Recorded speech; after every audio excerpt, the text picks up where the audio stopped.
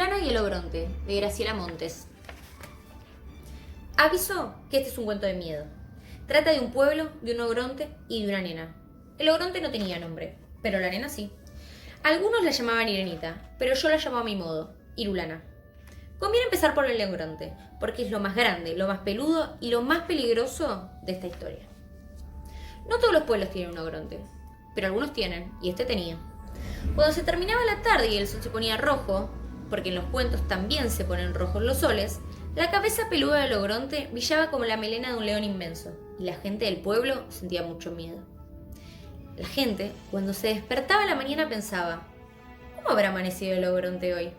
Era importante saber cómo había amanecido el ogronte.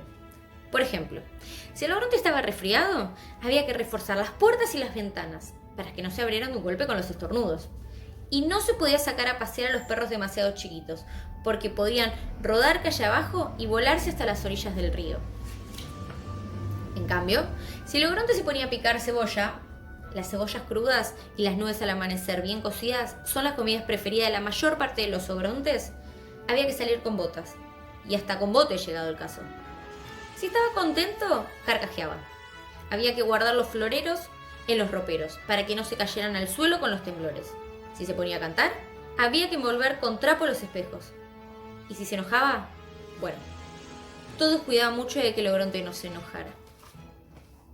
Siempre le decían: buenos días, señor ogronte, buenas noches, señor ogronte, y con mucho respeto.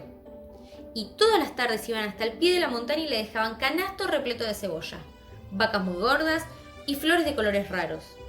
Y le hacían una gran torta para el día de su cumpleaños, y le cantaban canciones para que se durmiese.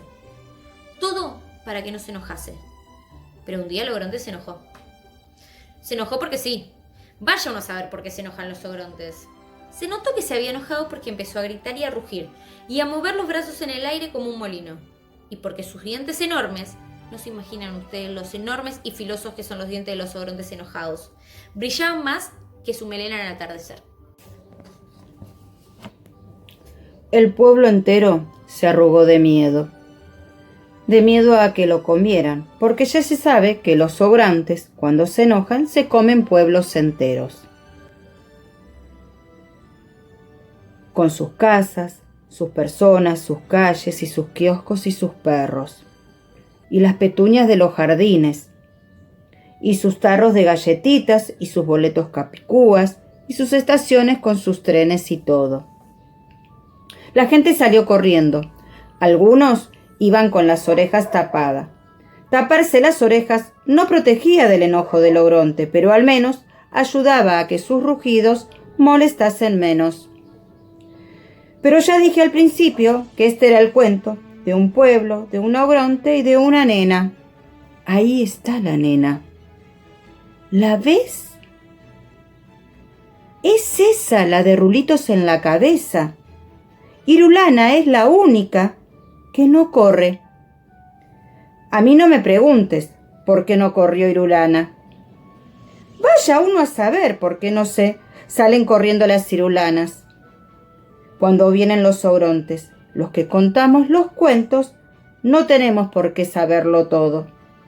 Yo lo único que sé es que Irulana no corrió, sino que se sentó a esperar en un banquito.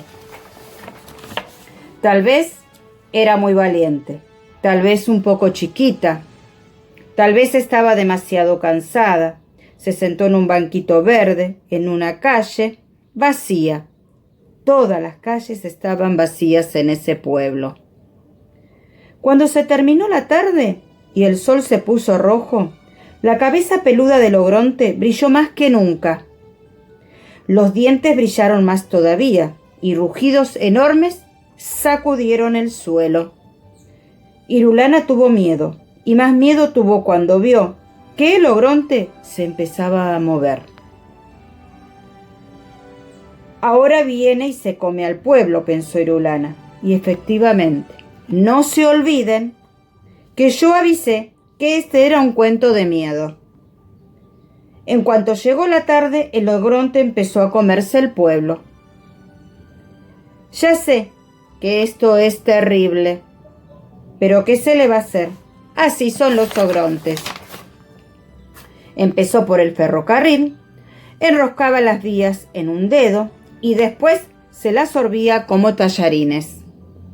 Masticaba las casas como si fueran turrón y de tanto en tanto les daba un mordisquito a 2 o 3 árboles que había arrancado de raíz y que los llevaba como un manojo de apio en la mano. Miren, acá el dibujante se asustó tanto que dejó el dibujo sin terminar y salió corriendo. Fue haciendo arrolladitos con las calles y los masticó despacio. La plaza la dobló en 4, como un panqueque, y se lo comió con gusto. Seguramente era dulce. Si alguna petunia se le escapaba de la boca, la empujaba con el dedo hacia adentro. Y comió y comió. Se lo comió todo. Tengan en cuenta que los ogrontes, cuando son muy grandes, y este era un pueblo chico. Bueno, ahora el que se achicó es el cuento, porque empezó con un pueblo, una nena y un ogronte.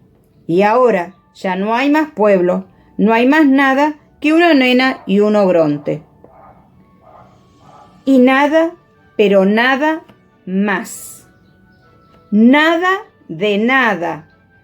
Ni un arbolito, ni una petunia, ni un vestido de muñeca, ni un colador de té, ni una polilla, ni la pelusa de un bolsillo. Nada más que Irulana en su banquito y un ogronte enorme, que, aunque ustedes no lo vean, porque el dibujo se termina antes, está bostezando.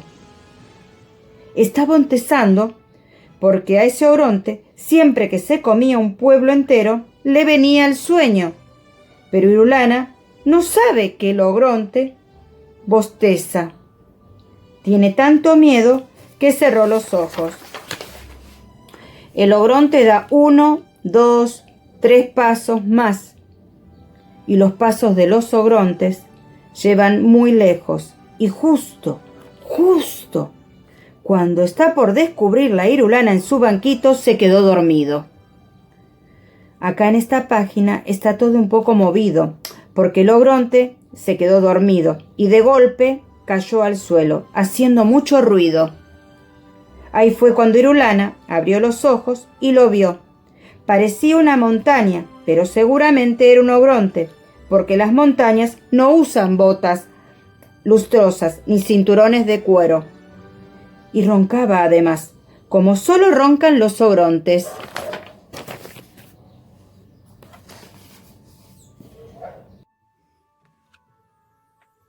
Irulana era una nena muy valiente, pero también era chiquita y se sentía sola. Cualquiera se sentiría solo en el lugar de Irulana. No tenía nada en el mundo, nada más que un ogronte dormido y un banquito verde. Y eso no es nada, es muy poquito. Sobre todo cuando el aire se pone negro y se viene la noche oscura. Oscura, pero oscura, oscura. Oscurísima y oscura. La luna no había salido todavía y las estrellas estaban demasiado lejos. Esta página de acá está toda oscura y toda vacía. Así de oscuro y así de vacío estaba el mundo. Entonces Irulana se puso de pie en su banquito, que, como estaba tan negro todavía, ni siquiera era un banquito verde, y gritó bien, pero bien fuerte, lo más fuerte que pudo gritar: ¡Irulana! Eso gritó, una sola vez. Y aunque Irulana tenía una voz chiquita, el nombre resonó muy fuerte en medio del oscuro. ¡Irulana! Y el nombre creció y creció la I. Por ejemplo, tan flaquita que parecía, se estiró muchísimo. no se quebró porque era una I muy fuerte y se convirtió en un hilo largo y fino que se enroscó alrededor del ogronte, de la cabeza del ogronte, de los pies del ogronte, de las manos del ogronte, de la panza inmensa donde estaba todo el pueblo, y la R se quedó sola en el aire, rugiendo de rabia, porque la R, todas las R, rugen muy bien, mejor que nadie. Y la U se hundió en la tierra y cavó un pozo profundo, el más profundo del mundo. Y entonces la R, que rugía como una mariposa furiosa, hizo rodar al ogronte hasta el fondo de la tierra. En una de estas, ustedes pueden poner cara de no puede ser. Y se ríen y dicen que una palabra no puede hacer esas cosas. Y yo digo que sí puede.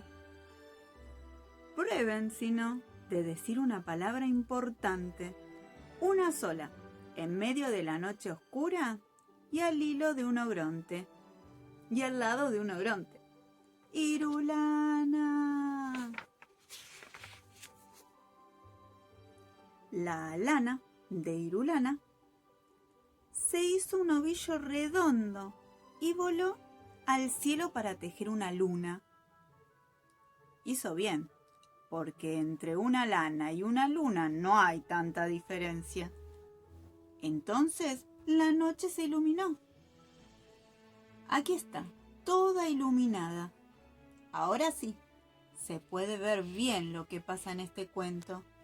Hay un ogronte enterrado en un pozo muy profundo, tan profundo que casi ni se ve que lo ataron como un matambre.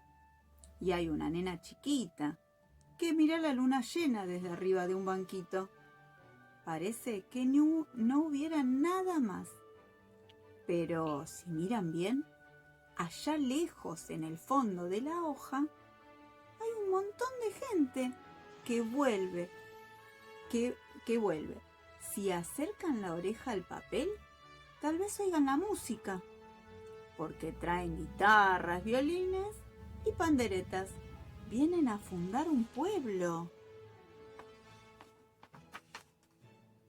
Y este cuento se termina más o menos como empieza. Había una vez un pueblo y una nena. Ogronte, en cambio, no había. Algunos pueblos tienen ogrontes, pero este no tenía. Es un cuento igual y un poco diferente. Eso sí, seguro que no es de miedo. ¿Les gustó?